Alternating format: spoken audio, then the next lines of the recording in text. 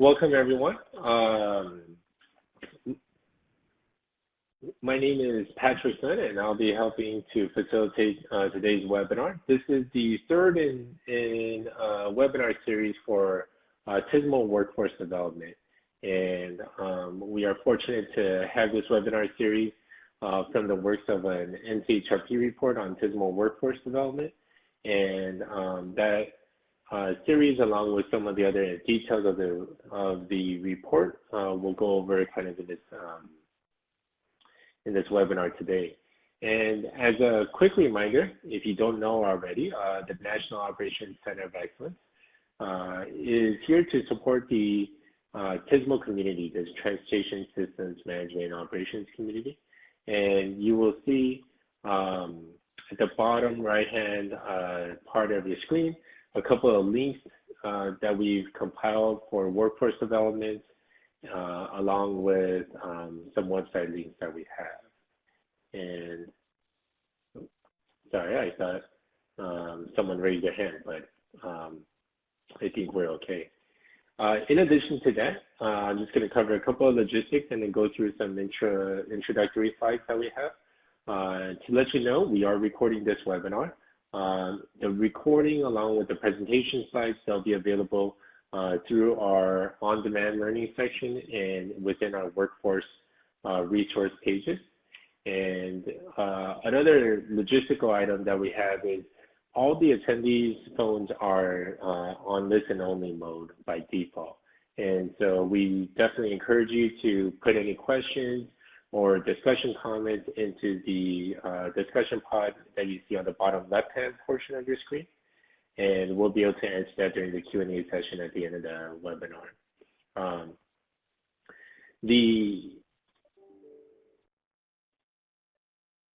Let me see 1 second. And then, so if you are having any issues, please have the system call you. If you look up kind of towards the top, you'll see a phone symbol, and then you can have the system call. And if you are having any audio issues, just let us know with the speakers as they come on. So with that, I'll go ahead and just introduce our speakers briefly. You'll see Dr. Stephanie Ivy's picture in the top right corner. She is the Associate Dean for Research at the University of Memphis in Tennessee. And she is one of the co-PIs that was working on the NCHRP project. Right below her, you have Todd Zinkowski, who is a Senior Project Manager at Gannett Fleming, and who also helped to create all the workforce resources that we're going to be able to see. And then, of course, you have just me at the bottom, the Managing Director for the National Operations Center of Excellence. Just to kind of remind you, today's webinar is the third in a series of 4 that we've had. We did one just on the background and the guidebook, another one on career pathways, training, and resources or industry assessments. And then our next webinar will be on June 2nd, where we really talk about the next phase of workforce development for TSMO, also some of the other efforts that are going on, and paraprofessionals, as we are referring to them. Those are your TMC operators, safety service patrols, your technicians, and all. So hope you can join us there. If you're just joining us, and this is like the first time you've kind of gone into our workforce webinar series, the guidebook was developed as a way to create meaningful TSMO-related positions that will help advance your organization's maturity. Really kind of looking at it from what do you need to succeed, and not really prescribing you this is how you're going to do it. So that's the main goal and the approach that was taken to develop the Workforce Development Guidebook. In developing all the resources, the research team and the project panel kind of really take this approach of making sure that people can get guidance, you can get advice, also understand what the changing roles are, and really understand where we need to communicate that with the workforce of tomorrow, at the undergraduate and graduate level and beyond, everything from K through 12 across the entire education spectrum. So we all kept that in mind as we were developing this, as it relates to your organization maturity. And so just kind of understanding that will help you understand, kind of what you start to see in our materials and the presentations. So this is just another kind of easy to kind of digest slide of how we thought about workforce development. Making sure it's flexible, making sure the guidebook is a set of tools and examples, not really like a prescription or a certain way of doing things. And we definitely want you to take the resources and modify it to fit your organization. And of course, as you succeed or run into challenges, the more you share, the more we transfer knowledge, the better we will be overall as an industry. We do want to say right off the bat that we want to thank our project panel who were involved tirelessly and very in-depth, and they've been able to really guide kind of what would be useful information for practitioners. So today, we are going to talk a little bit more about position descriptions and KSAs, some research, some HR resources that are available through the literature that we found and through the interviews that were there. And then also talk about culture, something that needs to be discussed consistently throughout our industry. And I know is a big focus for a lot of you in your organization. So with that, I'm going to go ahead and ask Todd to start us off and really get us going on understanding the position descriptions that are available through the Workforce Guidebook, and also some of the evolution of the existing positions we have in our industry. And so with that, Todd is going to share his screen because there were a couple of slides with some pictures that worked out better this way. And so, Todd? Can you see it, Patrick? We can see the general window screen, so you're going to have to bring the presentation up on that. Yeah. Very good. Excellent. Bear with me. Go ahead. And then, yeah, if you could just move that little Adobe thing, Todd. It's not moving. Let me move it. Oh, really? Why aren't you moving?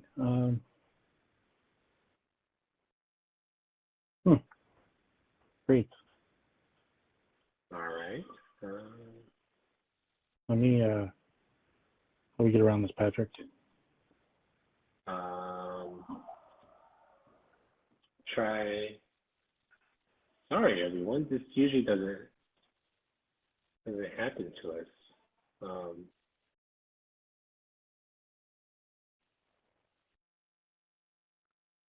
wonder what, I think when you're in this, can you just move it now outside of the presentation? Move it to your other screen? No? Well, that's locked.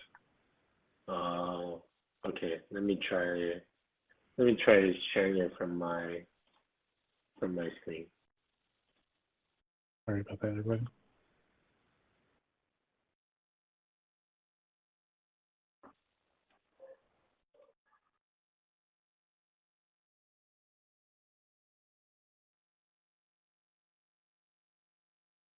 Okay, how's that coming out? I don't see anything. You don't see it?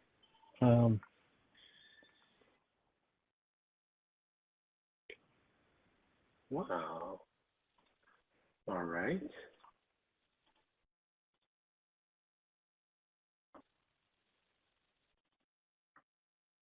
We're gonna have to. Okay, so normally this is usually all just working fine, but towards our last prep, we noticed there were a few graphics that were off. Todd, let's just go with the presentation where the graphics didn't show up, and then for everyone on the phone and on attending today's webinar, when you download the slides, it'll have full graphics and everything, Well, but you'll see when we get to it. Yeah. Try sharing it with me one more time, Patrick. Okay. You want to do your screen one more time? For some reason, okay.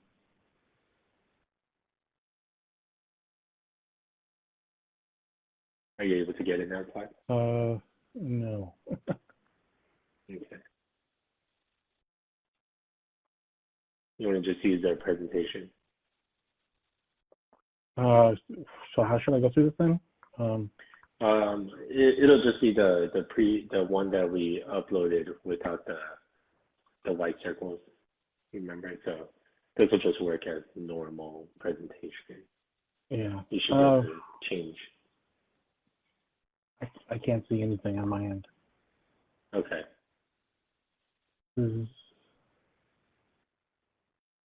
So let me do a quick check.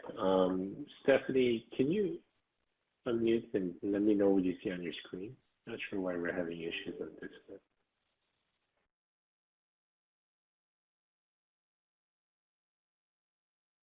one. Oh, Todd must have a connection problem.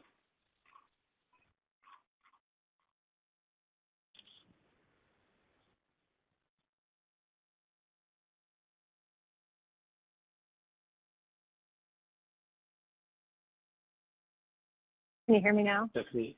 Yeah, I can hear you. So you can see the slides on the screen then. I can, yes. All right. Todd somehow just left us. So what I'm going to do is I will start us off. I think he's going to be able to join back in, but we'll see when he's able to join back in. Sorry, folks. So we started off with.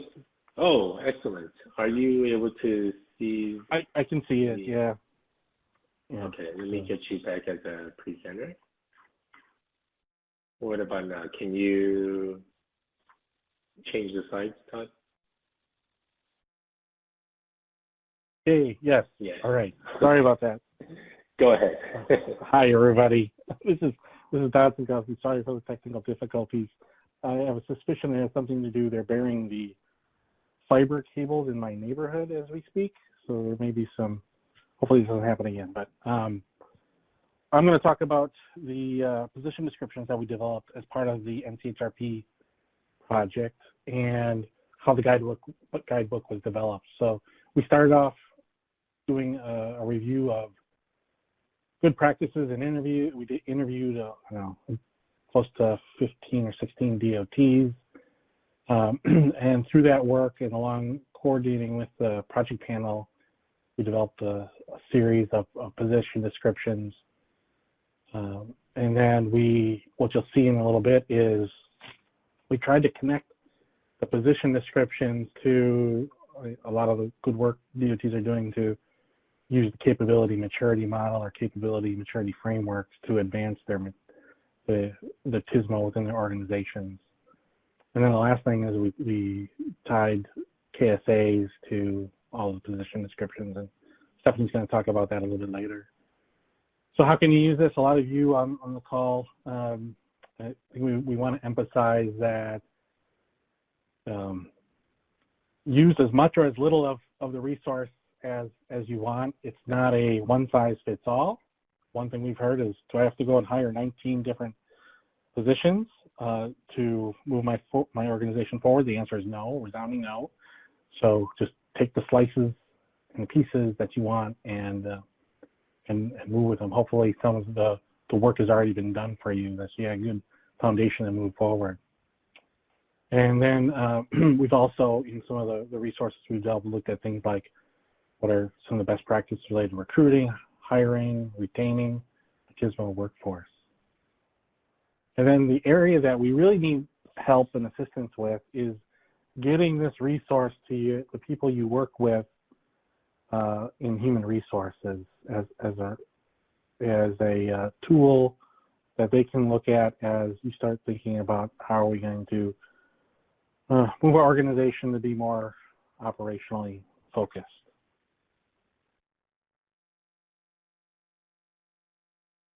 So where do you find it? Patrick and his team has done a really good job of what I would say is they took a very complicated research report and they deconstructed it, and they put it on the NOCoE website. So there's a lot of information on the website. We touched on some of these at the last webinars, but a lot of it is searchable through databases online, and hopefully you find it of value. And Patrick's team is constantly making updates to it.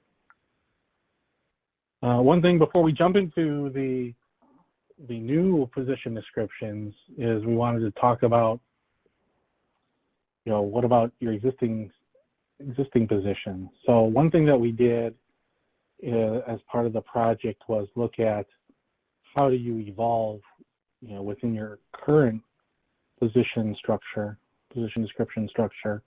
And we've given examples of, how you evolve. This is just one example of how a traffic engineer may evolve over time, and integrating and becoming an advocate for TSMO in planning and design, and ultimately dealing with newer and emerging technologies like connected and automated vehicles. We've done this for all of the different types of positions that exist within a current DoD today.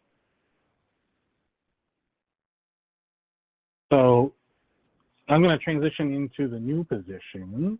Where again, I want to emphasize it's meant to be kind of a pick and choose list, starter list, building blocks, whatever you want to call it. You don't need to hire all. What you'll see in some of the list is some exist, but may not be widespread across DOTs across the country. So we did include some of them that you may have already have, and you may have had for quite a while. We also developed what we called triggers of what would you need to see as far as different conditions to start thinking about the types of positions these types of positions that you need to consider moving forward.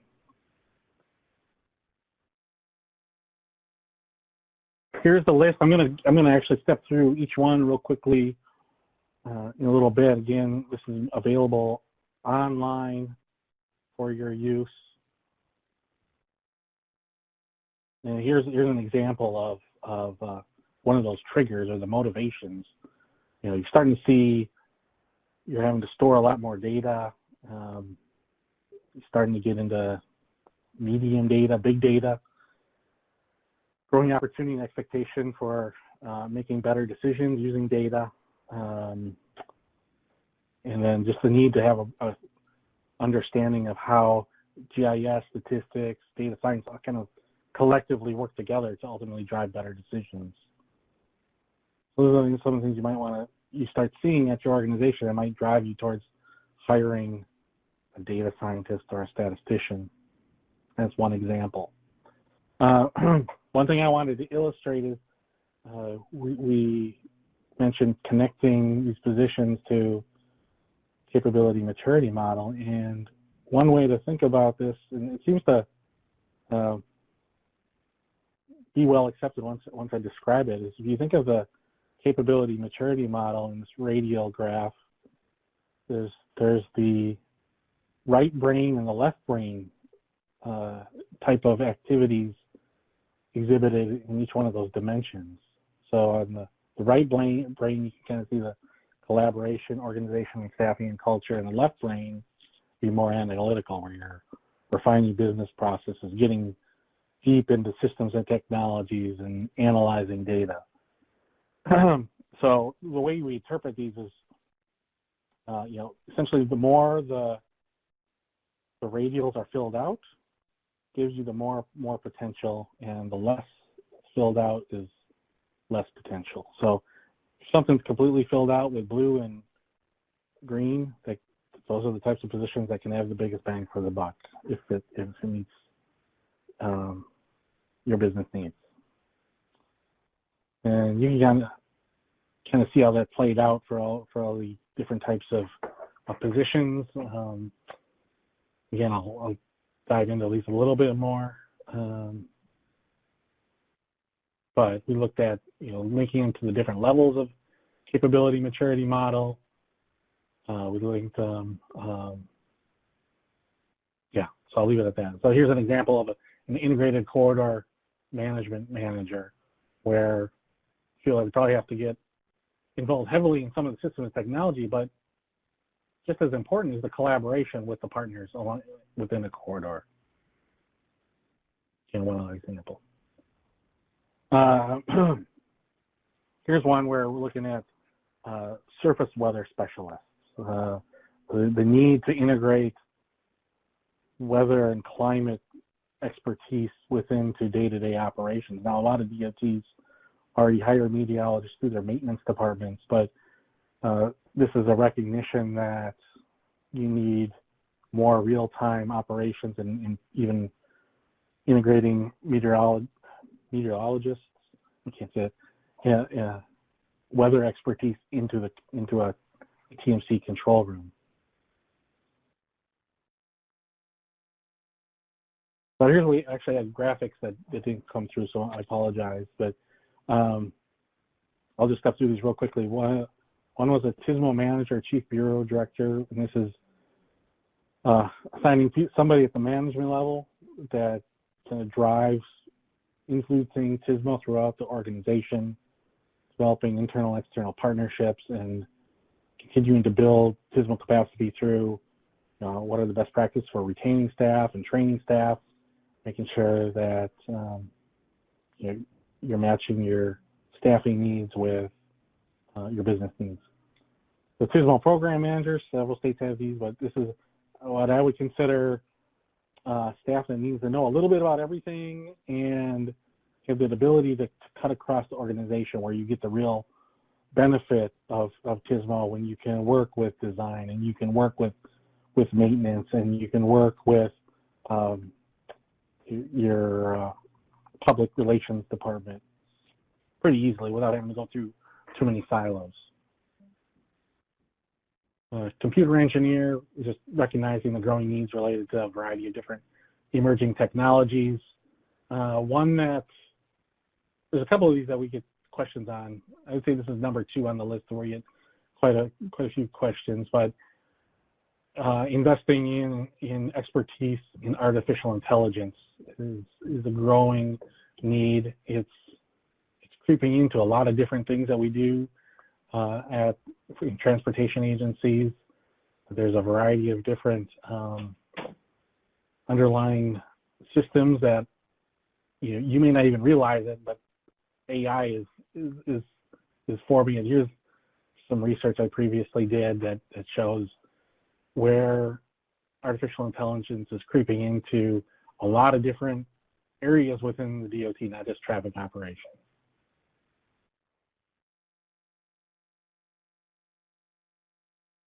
The next is a telecommunications engineer, and that's just realizing we're becoming more and more reliant on low latency or real-time telecommunications between centers and out in the field, and just the complexity of how DOTs are building networks. Some of it's owned, some of it's leased, some of it's wireline, some of it's wireless.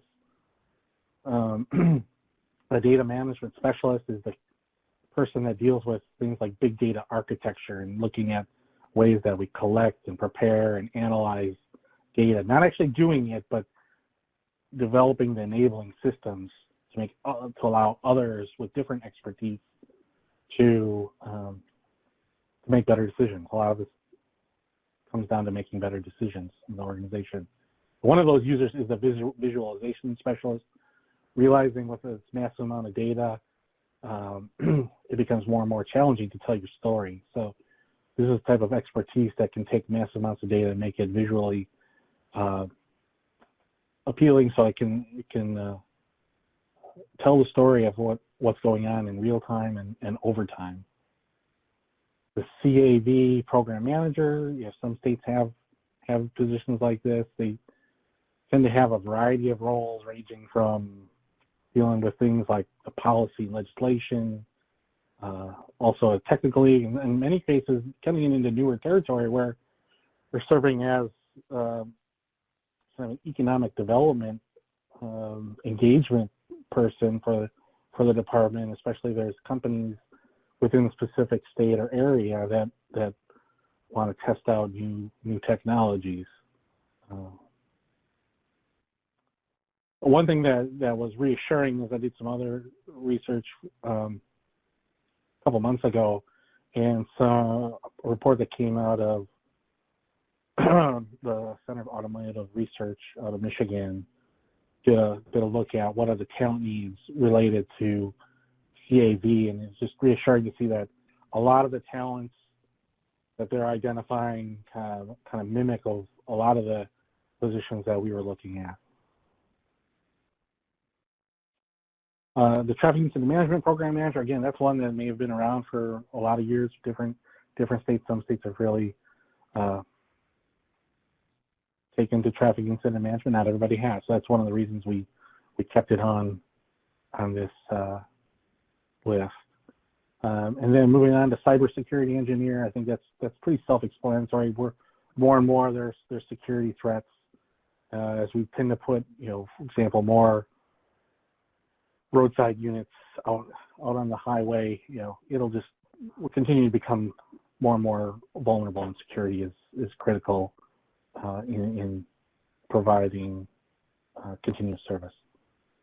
The one that we get the most questions on is the data ethicist, and the reason that this came about is a couple of reasons. Just the amount of data DOTs are coming with, are collecting, the potential for privacy issues to creep into some of the data we're dealing with. It seems like at some point, it may not just have to be a DOT person, but it could be at a higher level within the state DOT, that you need people thinking of the ethics behind different types of data use and data collection. So we're not violating any privacy laws or rules or expectations. So that one tended to get a lot of questions of why, but after we explain it, people are like, okay, may not be today, but maybe in 5 or 10 years.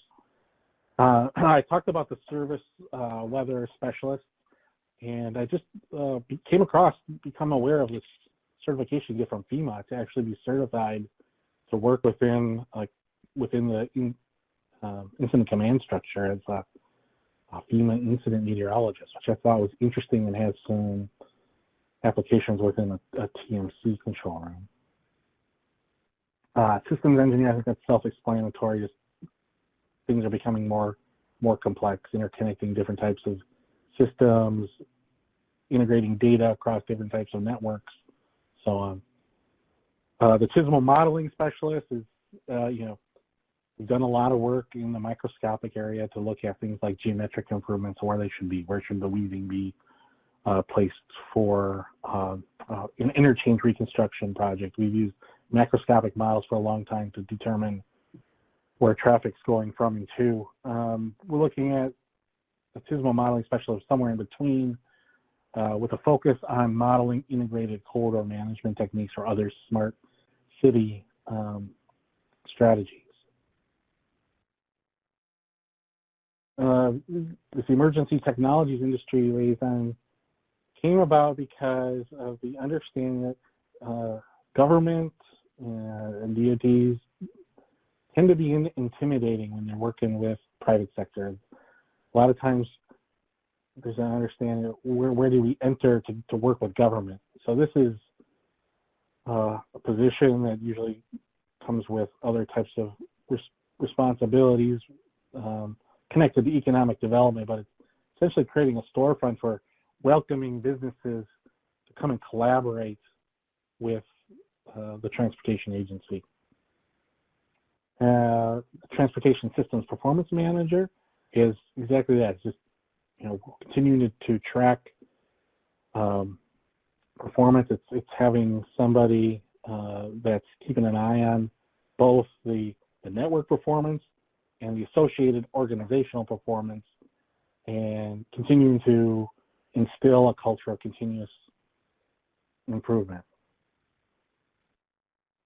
Last couple, Integrated Corridor Manager. Talked a little bit about this earlier, but the idea there is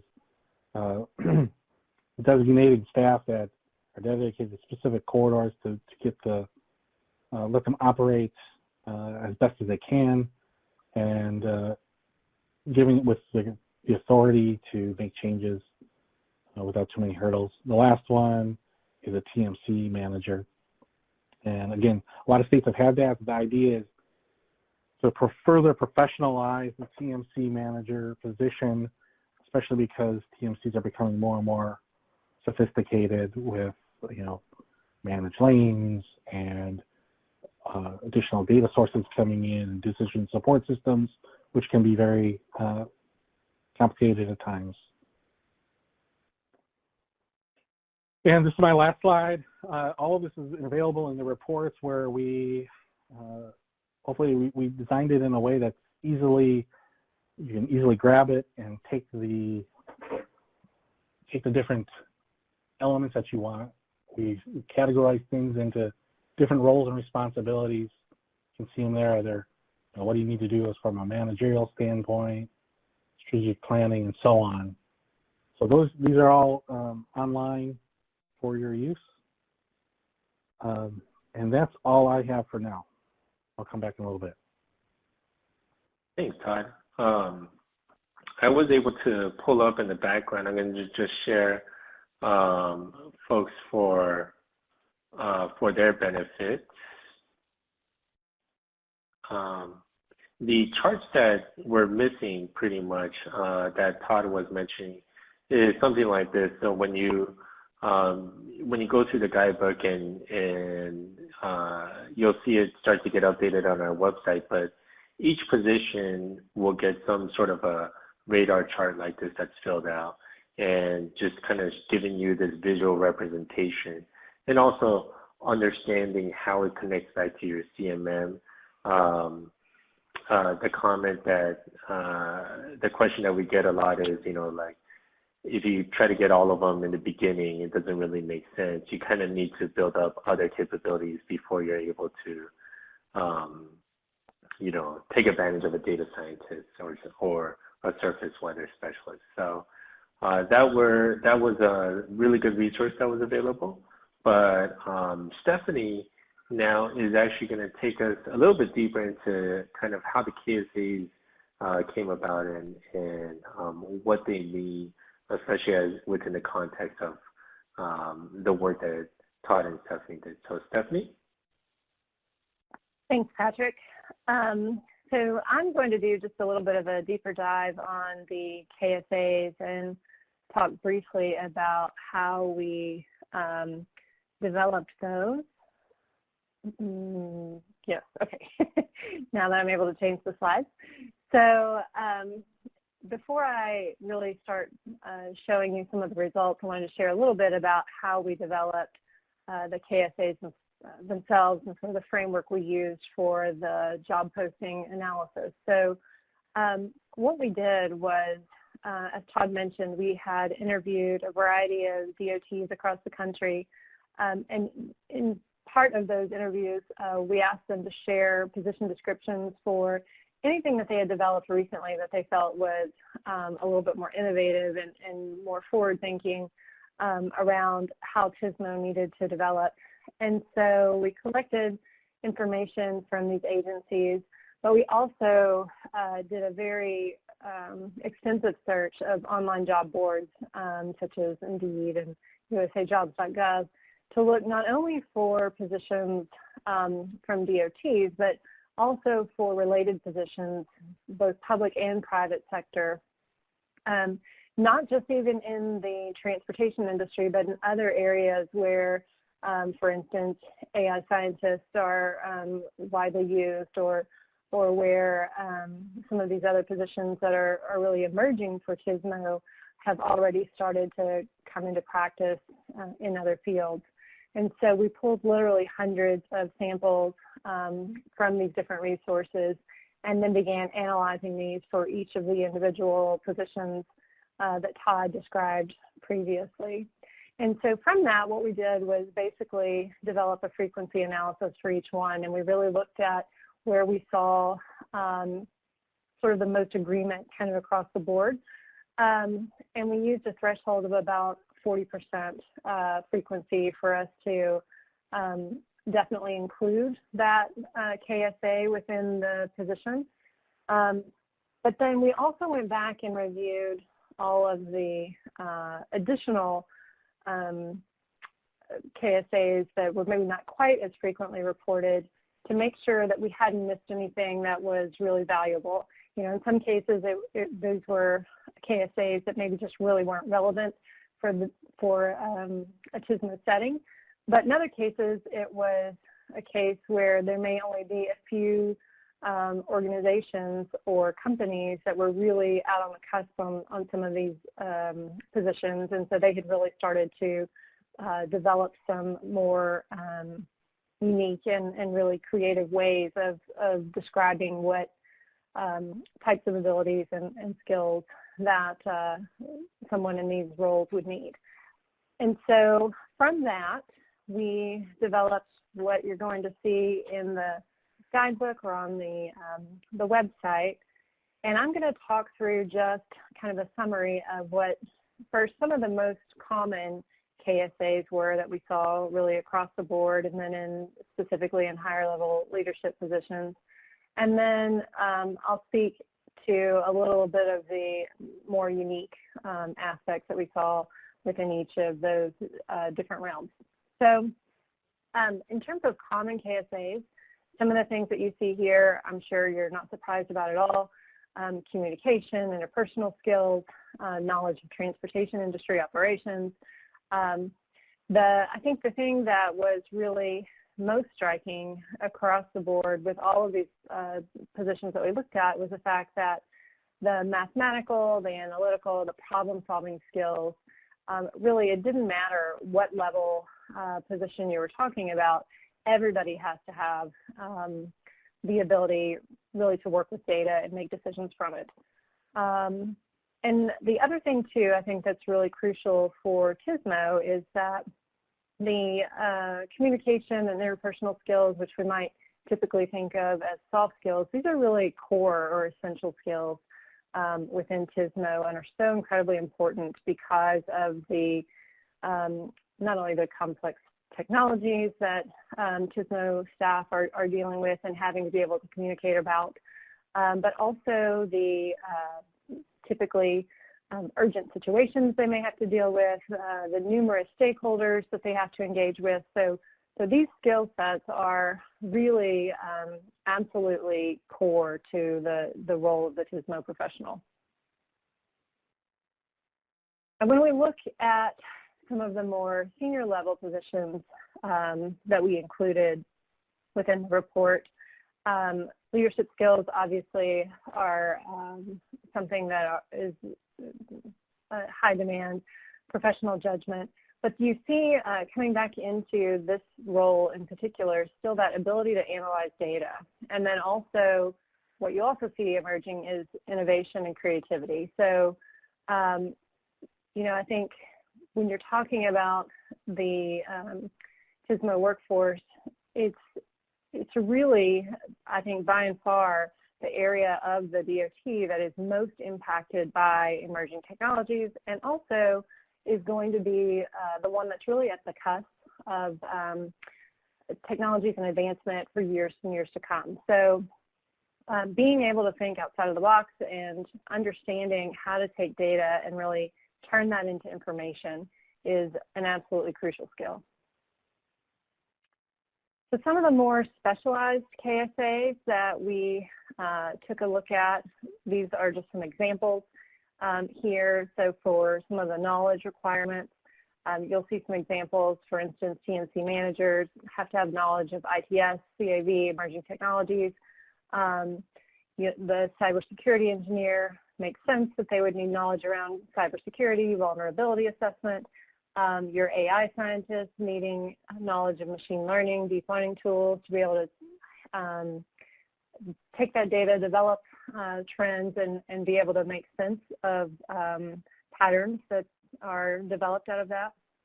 And then the transportation data ethicist that Todd was talking about a few minutes ago. really understanding not only the ethics of dealing with the data, but also with the compliance and risk-related issues that arise in doing so. So then when we look at skills, research skills are something that show up for several of the positions, particularly, for instance, the traffic data scientist. Data analytics skills, again, very, very important.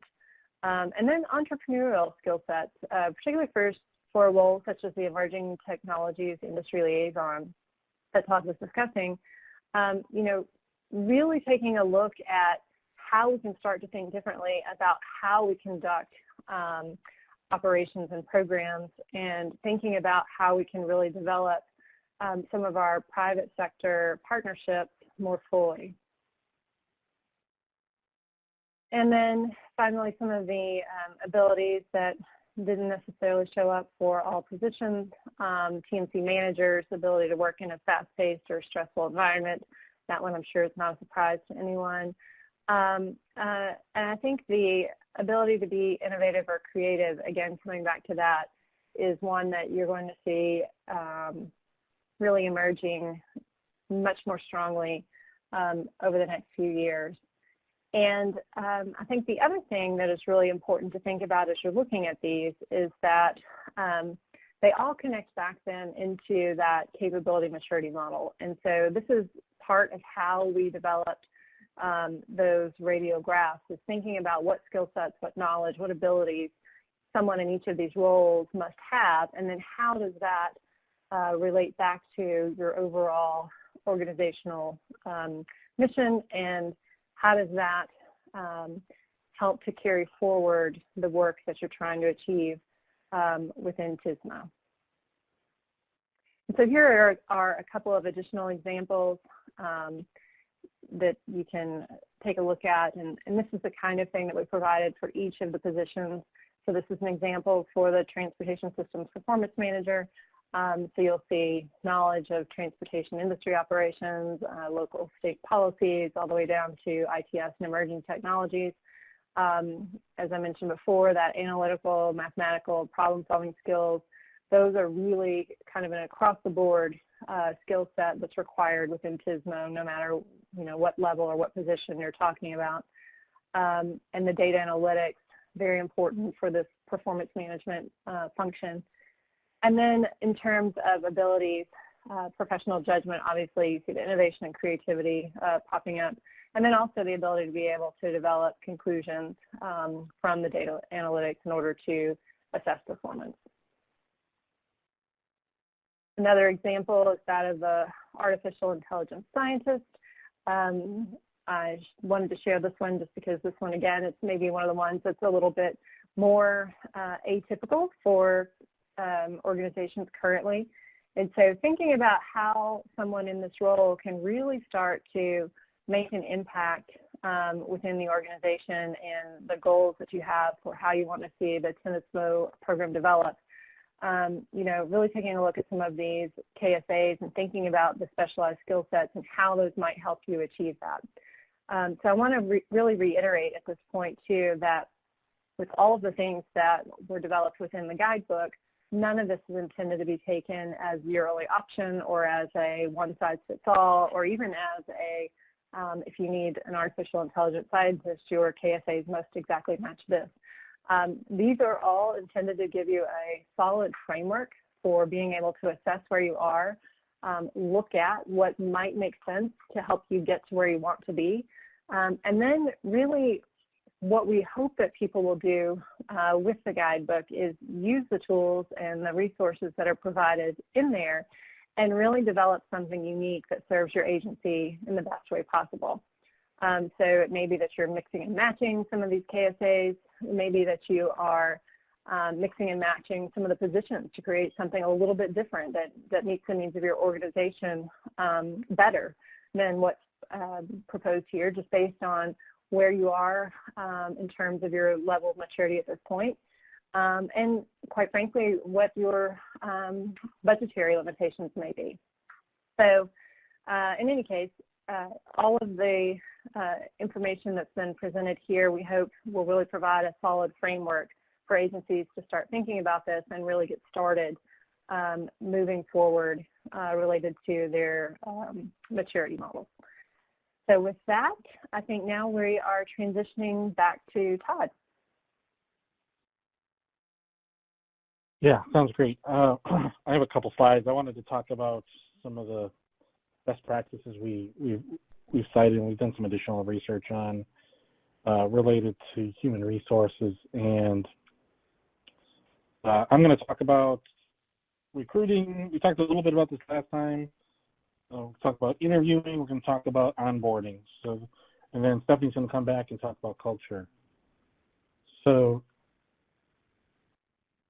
as far as recruiting goes, you know, I think a lot of people that work in the public sector experience this in one shape or another about dealing with antiquated systems and maybe some processes that aren't quite as nimble as the private sector.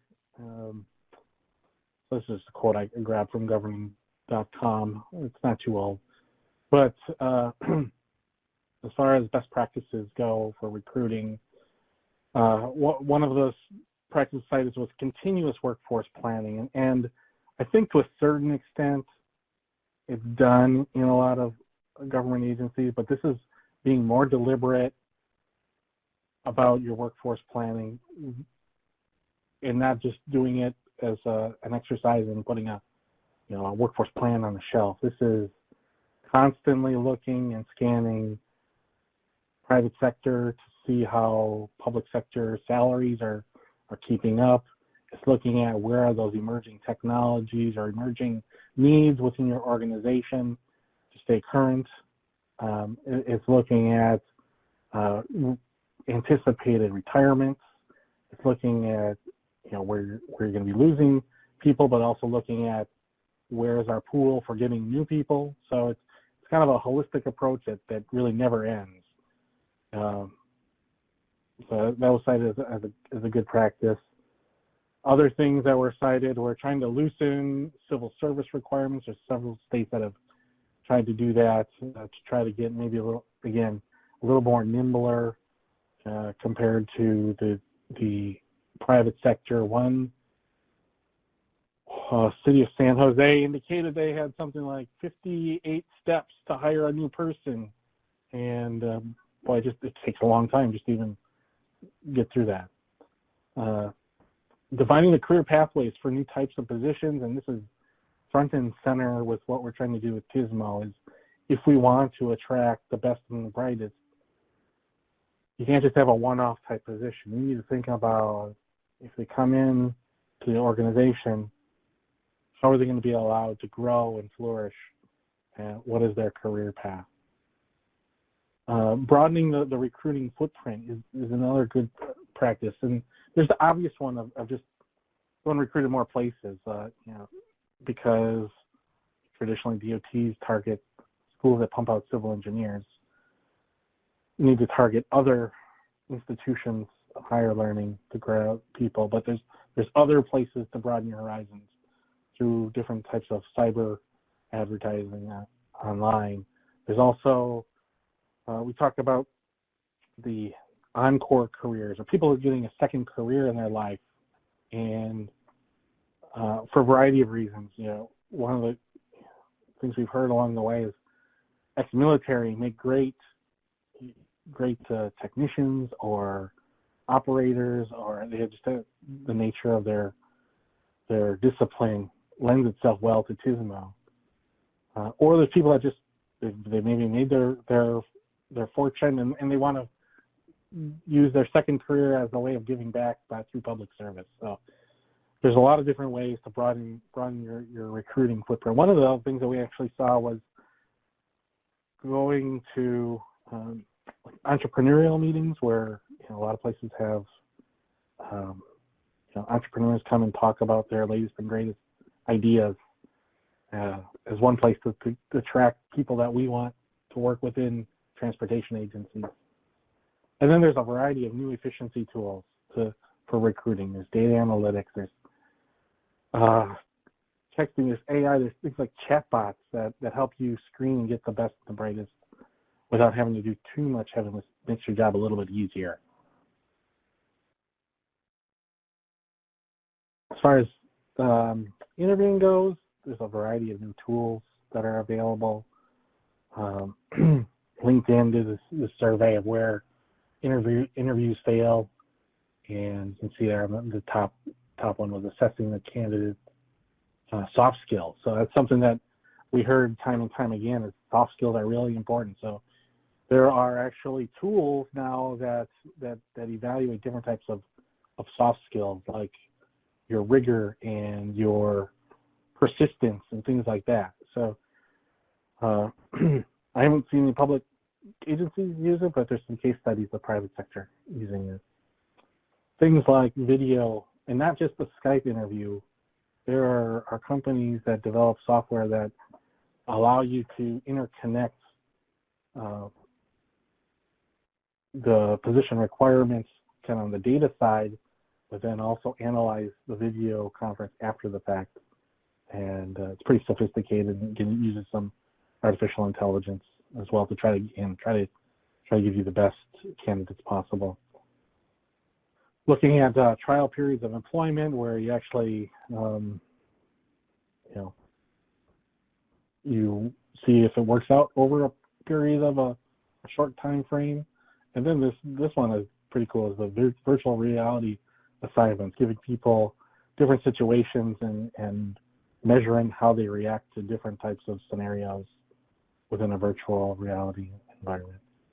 Other things that are emerging is resumes. I don't know if they'll ever be dead, but there's new tools. Patrick has done a really great job of, at least with his transportation, elevating the importance of an e-portfolio, where prospective people you want to hire essentially craft a website that shows all of their work.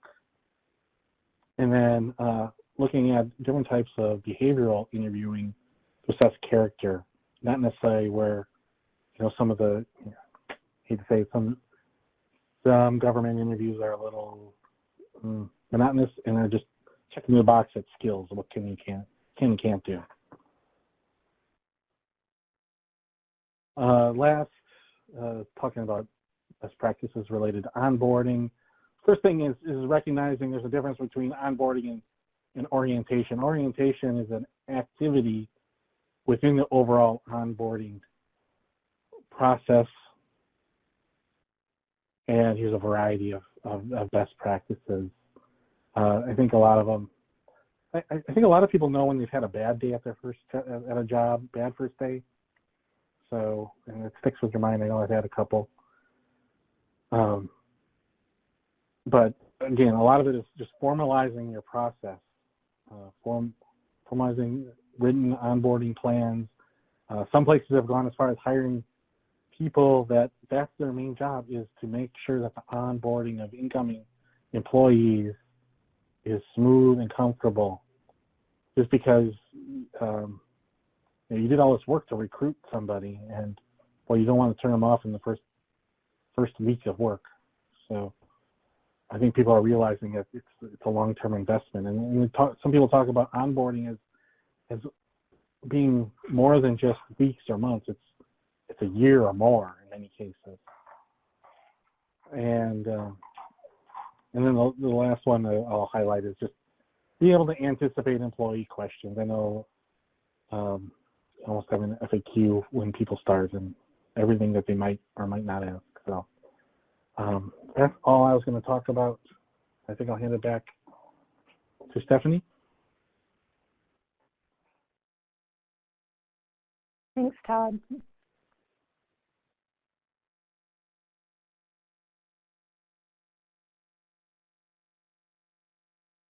Stephanie, we heard you a little bit and then you're off again. Can you hear me now? Yes. Okay. All right. So I will then just follow along with what Todd was talking about and focus more specifically on workplace culture. And the reason that we felt it was really important to spend more time here is because it's so critical both for recruitment and retention. And it's important for an agency as a whole, but specifically for TSMO. Because again, thinking about the importance of TSMO to the organization and how that's going to continue to grow, not to mention the fact that TSMO is where you're having the bulk of your really kind of emerging technologies and major shifts happening. So that culture is really crucial to making sure that you're not only recruiting the people that you really need within the agency, but you're retaining them longer term. And so one of the things that is really very important for developing that culture is that it requires buy-in at all levels. And that means that you have to have modeling from leadership. So it's not enough just for a statement to be made about what the culture is for the organization and for, you know, various leaders within divisions to kind of reiterate that. They really have to model that culture that they want to see. And that's the only way it really achieves and buy-in from everyone else. And this can really be one of the greatest challenges for an organization in terms of kind of shifting sort of outdated cultures and changing to one that's much more oriented to the innovations and the forward thinking that really needs to happen. But it can also result in some of the most significant positive shifts, not only for productivity and performance, but also really for workforce development. And so if you were on the webinar 2 that we held just a couple of weeks ago, you may recognize this slide, and these were just some of the items around workplace culture that we identified within the report. And so I'm going to drill down a little bit further on several of these and kind of provide a little bit of a different frame for thinking about them. But I'm also going to integrate some additional work that we've been doing recently with DOTs across the country centered around diversity and inclusion and some best practices there that can really be helpful related to organizations' cultures. So there are really 5 things that we're going to focus on more specifically here. One, related to developing that culture is fostering a culture of innovation. And so we've talked about within the position descriptions, within the KSAs, where we see innovation and creativity becoming, you know, really a requirement for the job. And so how do we really foster that culture of innovation within the agency itself? And then establishing a framework for training and education. We talked about this somewhat in the last session. And so just focusing a little bit more about why that's so important for the workplace culture. And valuing diversity, managing expectations for work-life balance, and really understanding what that means. We'll go into a little bit more depth there. And then making connections between the roles of every staff member within the organization and then the agency's mission. So in terms of fostering a culture of innovation, this really means setting the expectation of innovation and creativity. So it's no longer enough just to do your job. For TSMO to really move forward and move the needle in terms of what the organization is able to achieve, you have to have that understanding that innovation is what we're going for, and innovation is where we need to drive everything that we do. And what that requires is that you have to have a safe space for ideas. And this can be something that is challenging, particularly when you maybe have a workforce that struggles to connect, maybe at a different generation level or, you know, other aspects of diversity. And so creating an opportunity for people to be able to express ideas no matter what level staff member they are, we have to make sure that they're able to voice those opinions so that they're able to be examined and considered, because you never know where that next best idea is going to come from. And then collaboration is really crucial for this as well, because when you're looking at creating that culture of innovation. This is not something that can be done in a silo or by yourself. So you really have to have that collaboration not only within your TSMO team but across the agency. So this has to be a really cross-cutting kind of approach. And then in terms of establishing a framework for training and education, we talked last time about considering the agency-wide and the TSMO group goals in terms of education. And so this means thinking about how you want to share the story of TSMO across the entire agency and not just within that TSMO workforce itself. And it's important not only for really developing a culture throughout the organization of that kind of innovation and sort of high-tech focus, but also really thinking about how to help the TSMO staff understand their role and their connection and their importance within the organization. It's also very important for thinking about knowledge management. So as staff are starting to retire, making sure that you have people within the organization that are already sort of cross-trained related to some of those job functions.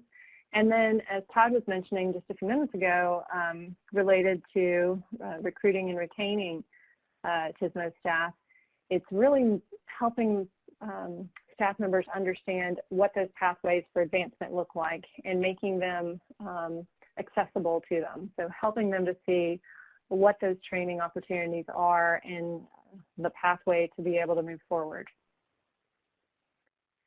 In terms of valuing diversity, I think probably the most important thing is really thinking about how do we change the conversation about what this means and why it matters.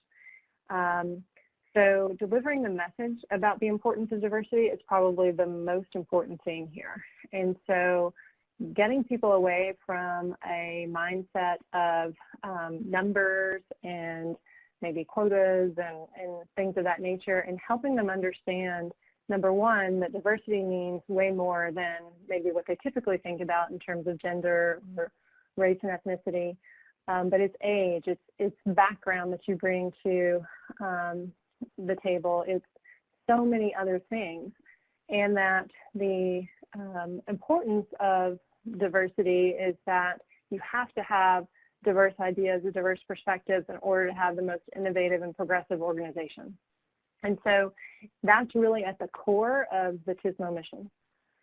And so then in order to be able to be successful at changing this conversation and making this shift, you really have to assess current policies and practices that are in place and take a look at where you might have some issues that are not really supportive of a diverse workforce.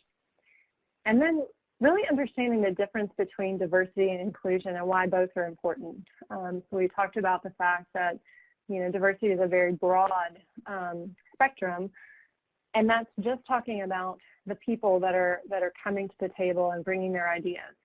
But inclusion is really making sure that once they're there, they're comfortable and that they are respected and that they recognize that their ideas and their thoughts and their contributions matter. And that's so important for any person within an organization, but especially within TSMO, where you really need, again, that fostering of innovation and collaboration. And then addressing unconscious bias is really important for all of this as well. And I've got an image there to the right for a program called OUCH, which several DOTs are using currently to really help to address this. And it's a way to kind of help staff recognize some unconscious biases they may have, and then also helping employees to be able to talk about it with one another and to be able to address situations when they occur without them escalating to a level that you really don't want. So thinking about how to integrate all of these things within not only your organization as a whole, but specifically within the TSMO staff is really critical to being able to move the needle related to innovation. And then managing expectations for work-life balance, and this really is a two-way street. So thinking about the fact that we may not really understand what this means to each person. And so really the first step with this is to ask. And so this means if you are talking to staff that you know may be thinking about leaving the organization because of work-life balance issues, or if you're talking to potential employees who are voicing their interest in work-life balance, it's really understanding what they mean by that. And I have an image here to the right that is from a summit that we had just a couple of months ago in Memphis, and this was a student panel, and they were actually talking about what they're looking for when they graduate and when they go to work for an organization. And we had some of the most interesting discussion around workplace culture and work-life balance that I've really ever seen anywhere. And one of the things that really came out of this was that how they were defining work-life balance was completely different than what most of us might think about.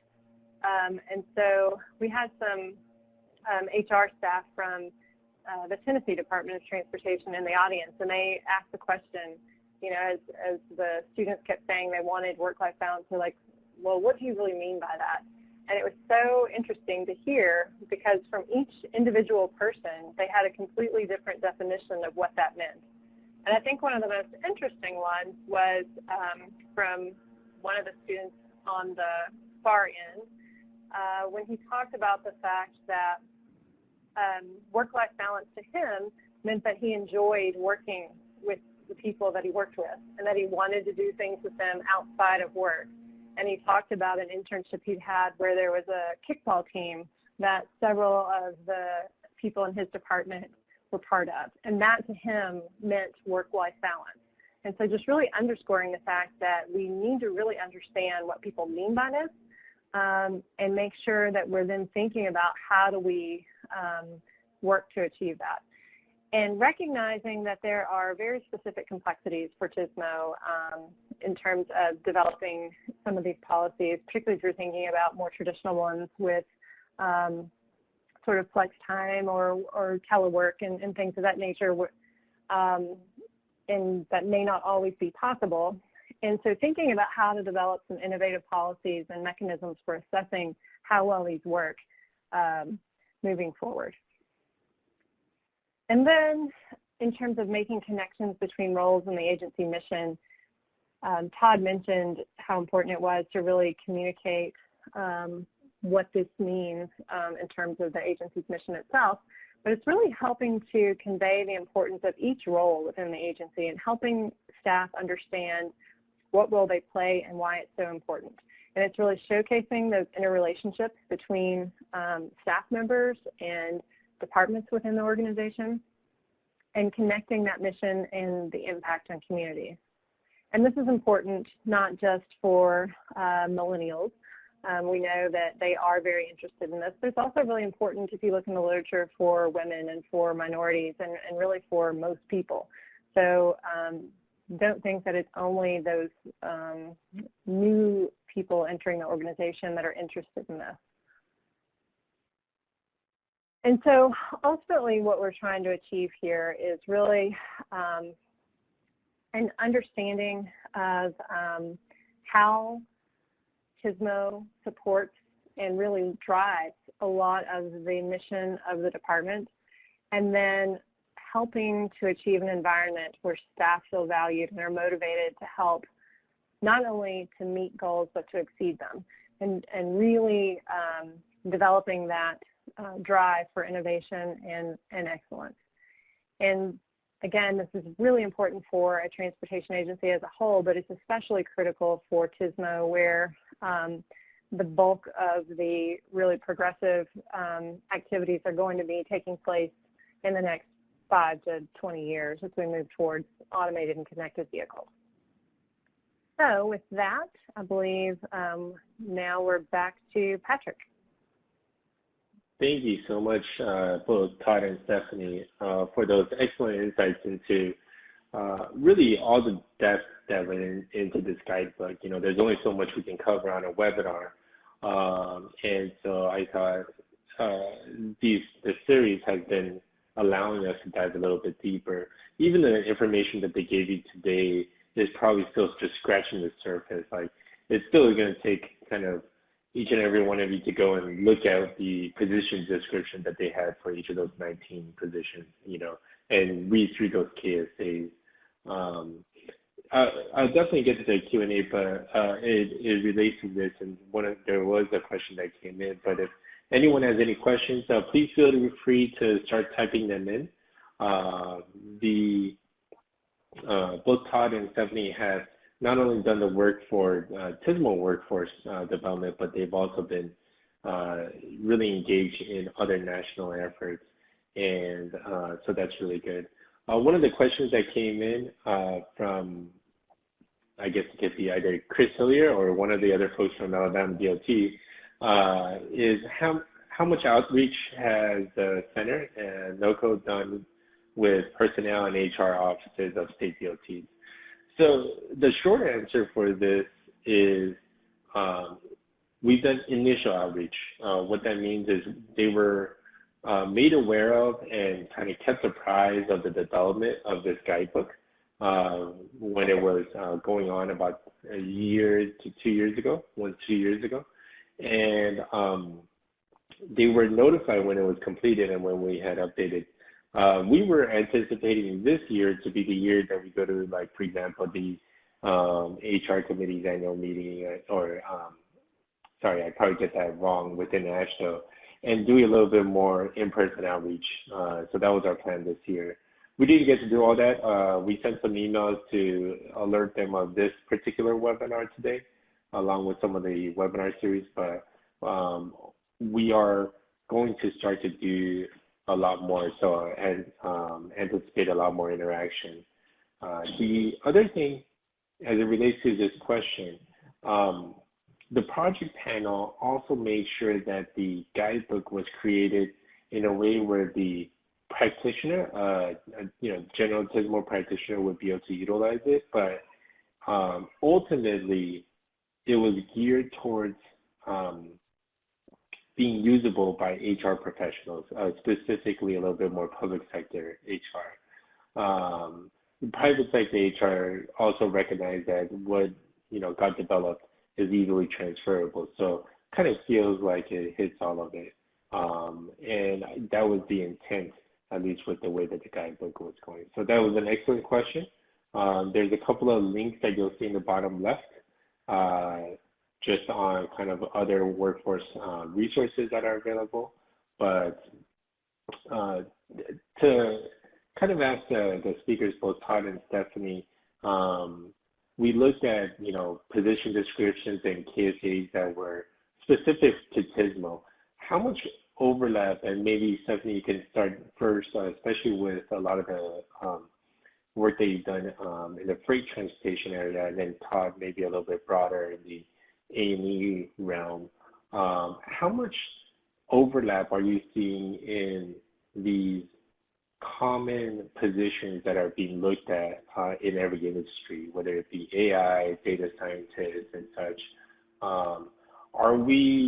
What is your kind of thoughts on how we approach the next couple of years going for the same KSAs that other industries might be looking for?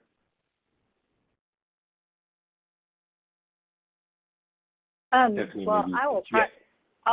I will try to start. I will warn you that there is a leaf blower right outside my window, so I'm hoping that you can still hear me. But I would say that we're really starting to see that overlap, and in particularly around those STEM skills. There's been a push for a long time, or at least the last 5 years or so, of kind of that STEM for all mentality, and thinking about the fact that we really need to be preparing all workers around STEM skills. And I think we're seeing this not only in the need for the problem solving and the communication, but also in terms of the data analytics and that analysis piece. So it's really not just TSMO that needs that. It's almost everyone, because every really sector that you look at is dealing with the same kind of thing in terms of the availability of big data, and then having to be able to take that process and figure out how to make decisions based upon that, understand what it means, and then what do you do with that. And so I think we're only going to see that more and more. And so that does pose a challenge for the transportation industry in terms of trying to attract some of this talent. But I think the thing that really makes a difference is in being able to tell that story of TSMO and being able to explain the importance of it. Because that message and that story is not the same for all industries. And so I think that's really one of the areas where TSMO can shine. Yeah, appreciate that. Todd? Yeah. Yeah, I guess anecdotally, what I've talked to some colleagues that are in the university environment, and the people that we thought we had, like, I don't know the term, captured, or we knew they were going into our industry, it's different out there. A lot of people are leaving and not necessarily going into transportation. They're being pulled by other industries.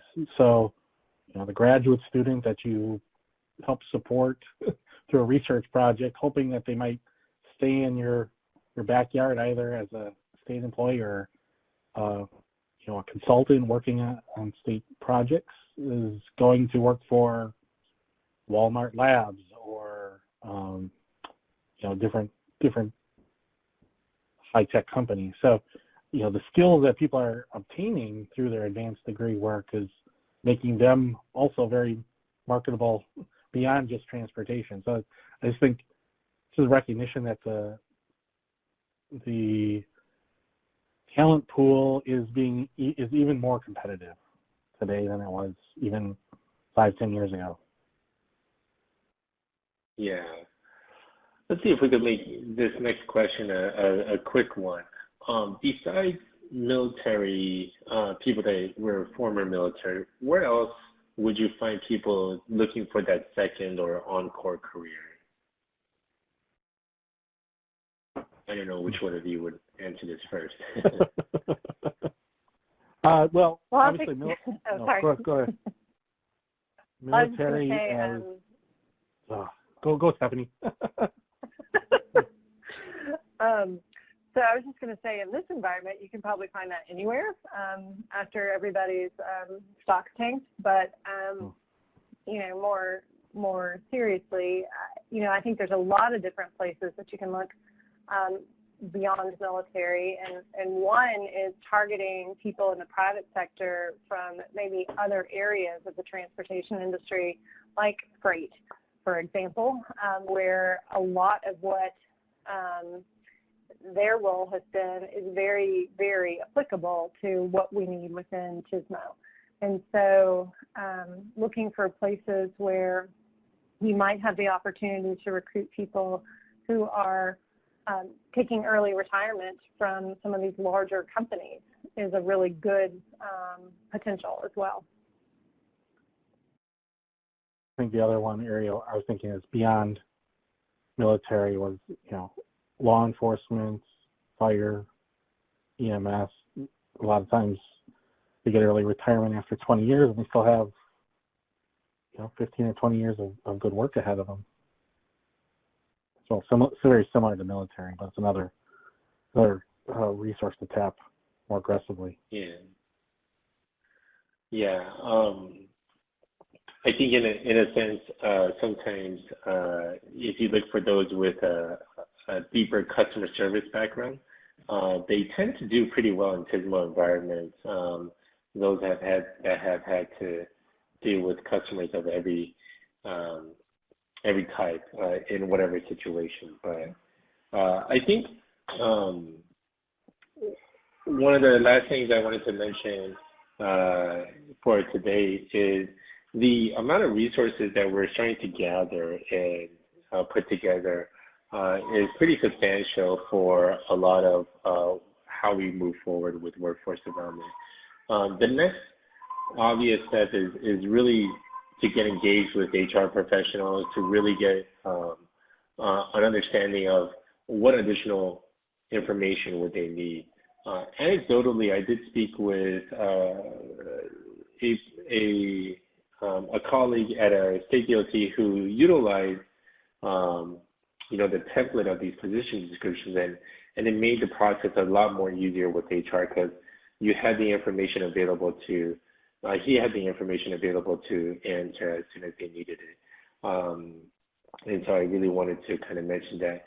These links down here that you'll notice, we have tried to deconstruct the wealth of information of the what would you call it, the NCHRP report. And you can imagine how that is. So there's different training databases, there's different ways that the information is presented in a way for you to just be able to browse it. And so I just wanted to take 1 or 2 minutes just to show you that when you go to the website, and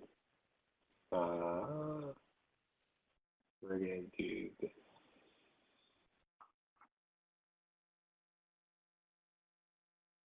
So if you were to go to the website and you just go to transportationops.org/workforce, you'll see we built it out to be forward-looking, looking really at student education, what resources are available for our academic partners. There's a training database that's fairly up to date that you can look for that's related to all TSMO training. Paraprofessional white paper that's available that we'll talk about on our next webinar. And then this gets into kind of the meat of the report with career pathways, industry assessments, HR resources, and then you also have additional things that NOCoE is working on, webinar series and events. If you go to this HR resources tab and you were to compare it with a guidebook, most of the information is actually here. And so that's what I meant earlier on, that the project team really tried to focus it for an ultimate end user and customer. So kind of thinking of it that way. And with that, I haven't seen any other questions come in, and so I wanted to thank everyone for attending and staying with us in our webinar, and it's been really great to have you be a part of this. We